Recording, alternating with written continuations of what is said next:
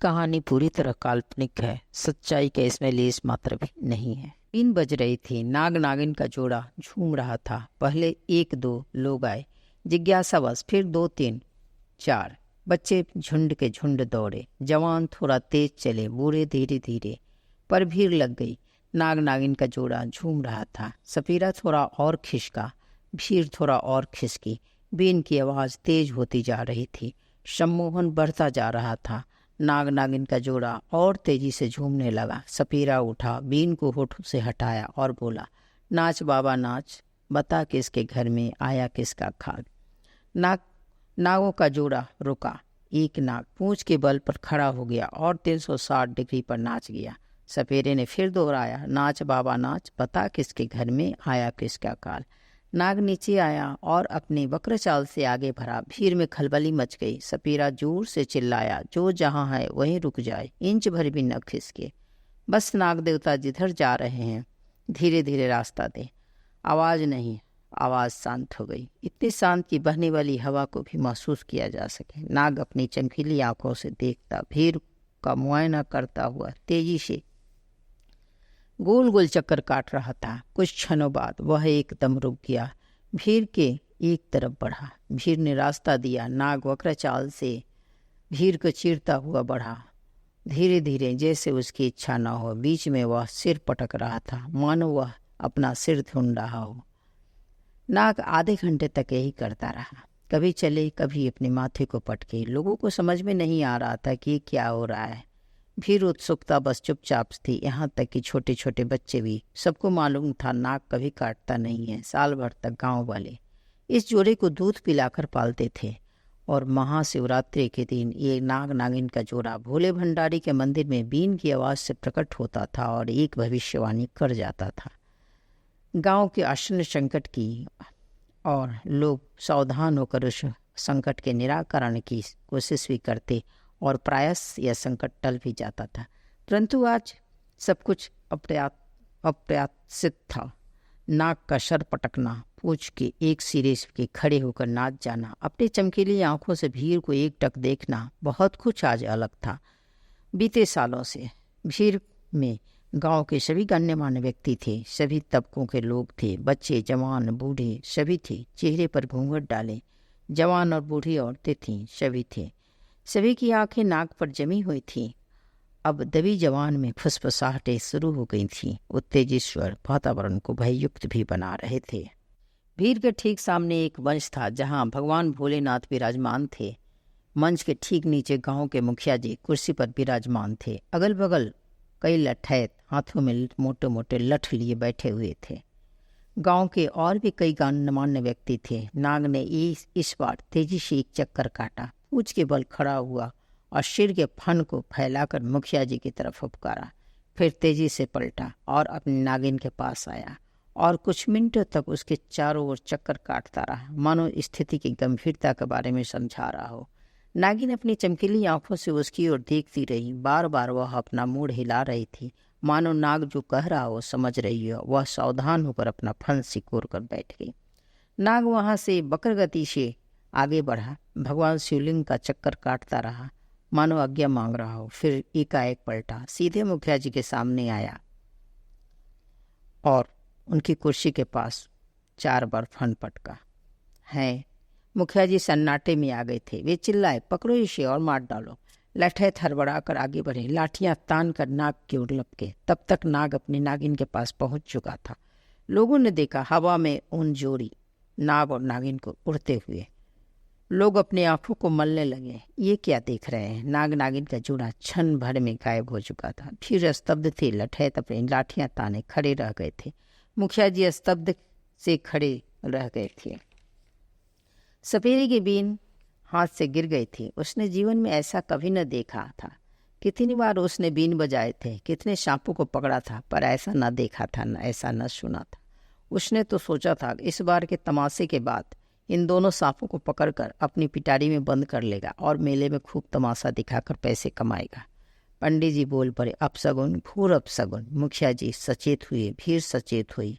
शोरगुल मच गया, पकड़ो पकड़ो, परंतु काहे को पकड़ो, मौत को कौन पकड़ सकता है, भविष्यवाणी हो चुकी थी। मुखिया जी सपेरे को झकझोरा, बीन बजा, हमें दोनों सर्प चाहिए।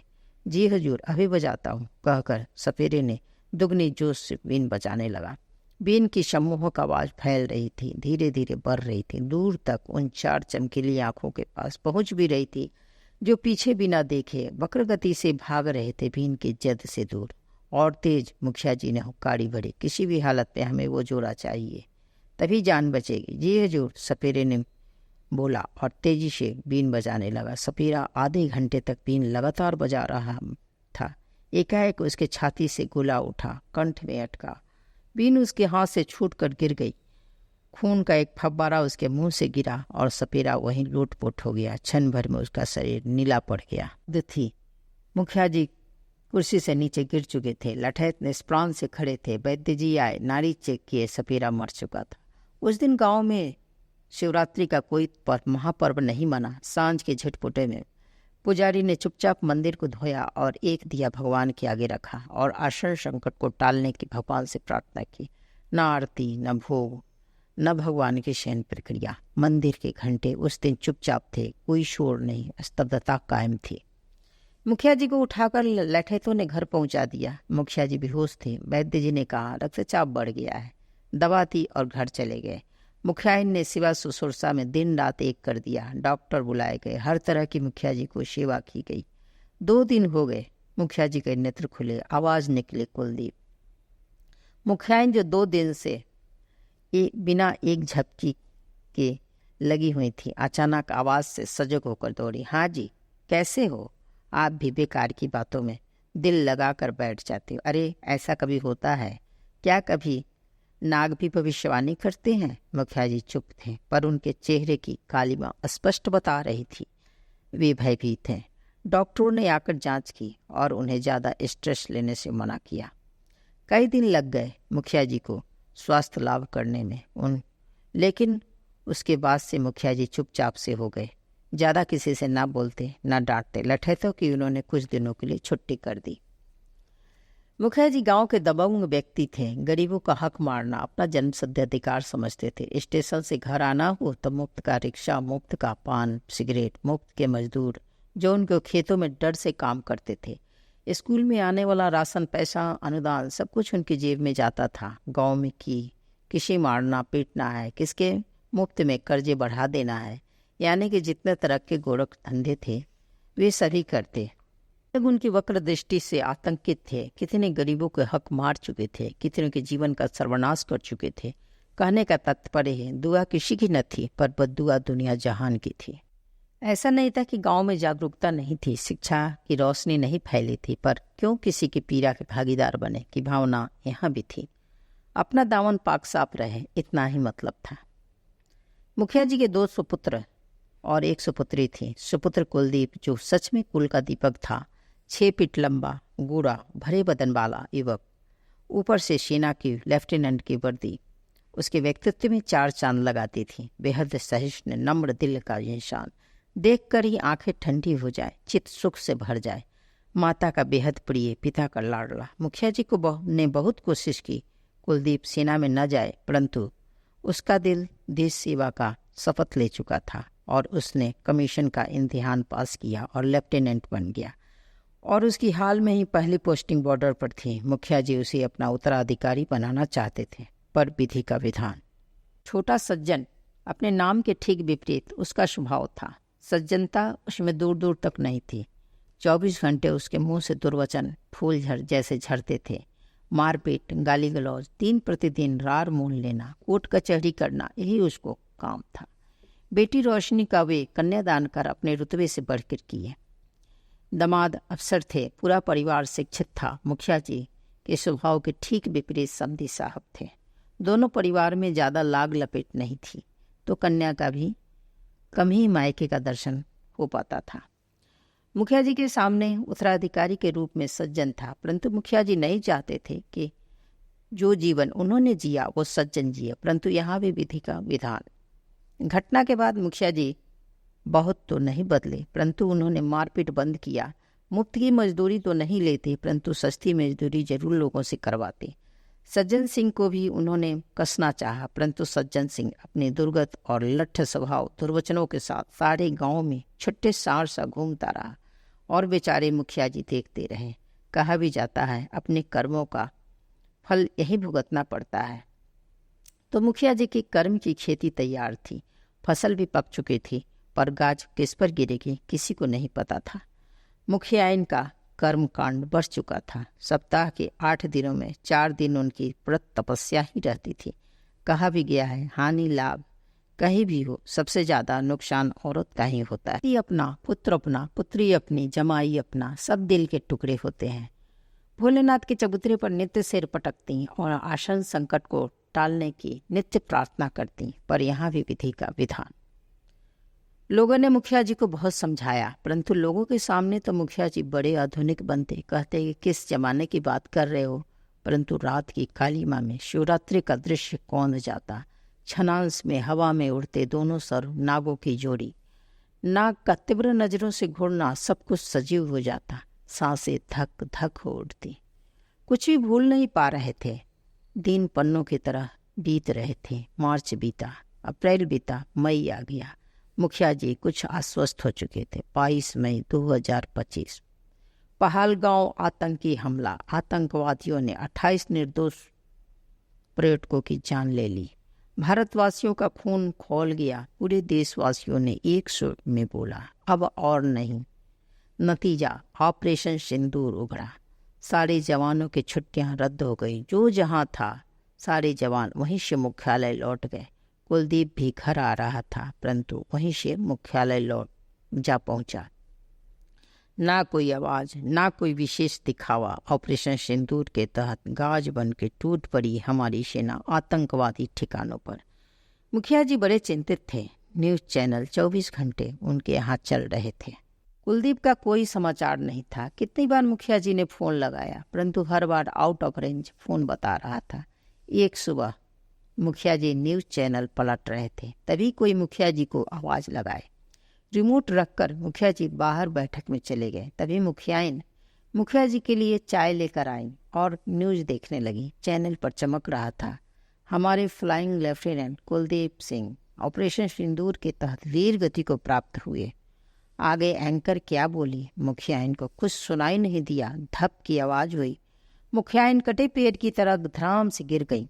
आवाज सुनकर मुखिया जी दौड़े आए और बिना कुछ सुने उन्होंने टीवी बंद कर दिया था। फिर उन्होंने मुखियाइन को उठाने की कोशिश की, परंतु मुखियाइन के गर्दन एक तरफ लटक चुके थे। मुखिया जी को कुछ समझ में नहीं आया। तब तक बैठक से आगंतुक जन अंदर आ चुके थे। स्थिति की गंभीरता को देखते हुए वैद्य जी को किसी ने बुला लाया।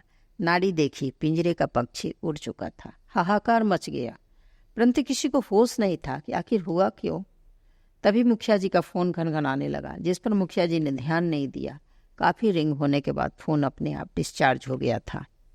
मुखिया जी को समझ में नहीं आ रहा था आखिर हुआ क्या। डॉक्टरों ने हार्ट अटैक का केस बताया। आनन फानन में अंतिम यात्रा की तैयारी की गई और 4 कंधों पर चलकर मुखियाइन के जीवन का राम नाम सत्य हो गया। पत्नी की अंतिम विदाई देकर लौटे तो कुर्सी पर बैठे मुखिया जी सोच रहे थे, आखिर नाग देवता की भविष्यवाणी सत्य हो गई। कई लोग बोल पड़े, चलो अच्छा है, सुहागिन गई है, स्वर्ग प्राप्त होगा, परंतु विधि का विधान अभी बाकी था। सज्जन गांव से गायब था। मुखिया जी को पता नहीं था कि वो कहाँ गया हुआ है। दूसरे दिन रिश्तेदारों ने मुखिया जी को दुधमुही करने को कहा। मुखिया जी बेचारे हताश थे। ना कुलदीप का पता था न सज्जन का, परंतु रस्म तो करनी थी। बेचारे अपने आप को बड़े लाचार अनुभव कर रहे थे। बेटी रोशनी आई हुई थी, परंतु जमाई बाबू का कहीं पता नहीं था। 10 जून को ये कांड हुआ था। मुखिया जी गमहीन अवस्था में बैठे हुए थे, तभी बाहर शोरगुल होना शुरू हो गया। सभी बाहर भागे। बाहर सेना की 3 गाड़ियां थीं, 2 में आर्मी के जवान भरे हुए थे। बीच में तिरंगे में लिपटा एक बड़ा सा बॉक्स था। दोनों आगे पीछे की गाड़ियों से जवान उतर चुके थे। मुखिया जी अपनी धोती संभालते घुटे सिर से बाहर निकले। बाहर का दृश्य उनकी समझ के परे था। सेना के जवानों ने गाड़ी की तरफ बढ़े और 4 कंधों पर उस बक्से को उतारा गया और उसे लाकर ठीक मुखिया जी के सामने रखा गया। जवानों ने सैल्यूट दागा और अपने कदम पीछे कर अपनी अपनी कैप उतार कर बगल में दबा लिया। पूरा गांव उमड़ पड़ा। मुखिया जी स्तब्ध थे, अकबका कर चारों तरफ देख रहे थे। संभालने वाली जीवन संगनी तो एक दिन पहले ही पंचतत्व में विलीन हो चुकी थी। मुखिया जी को किसी ने झकझोरा। मुखिया जी आंखें मलते हुए डब्बे के पास आए। तिरंगे में लिपटा हुआ ऊपर लिखा हुआ था फ्लाइंग लेफ्टिनेंट कुलदीप सिंह। मुखिया जी ने पूछा, इस डब्बे पर क्यों लिखा है कुलदीप? तभी बेटी रोशनी पछाड़ खाकर रोने लगी, भैया भैया। मुखिया जी ने उसको डांटा, क्या भैया भैया लगा बैठी है, मैं देखता हूँ। तब तक जमाई बाबू आ चुके थे और सारी स्थिति को समझ चुके थे। उन्होंने कुछ आदमियों को मुखिया जी को संभालने को कहा। दूसरे दिन सारा गांव कुलदीप की अंतिम यात्रा पर था। सही सम्मान देते हुए सेना ने सलामी दी और शरीर को अग्नि के सुपुर्द कर दिया। परंतु 4 जोड़ी आंखें, चमकीली आंखें, लोगों की नज़रों से दूर नम थीं। जब सारे लोग कुछ दूर चले गए तो दोनों नाग नागिन प्रकट हुए और अपने सिर को पटका, मानो उन्होंने श्रद्धांजलि दी हो, फिर वे गायब हो गए। कुछ लोगों ने देखा परंतु चुप्पी साध ली। अजूबे बताए नहीं जाते। यहाँ घर में मुखिया जी कुलदीप को खोज रहे थे।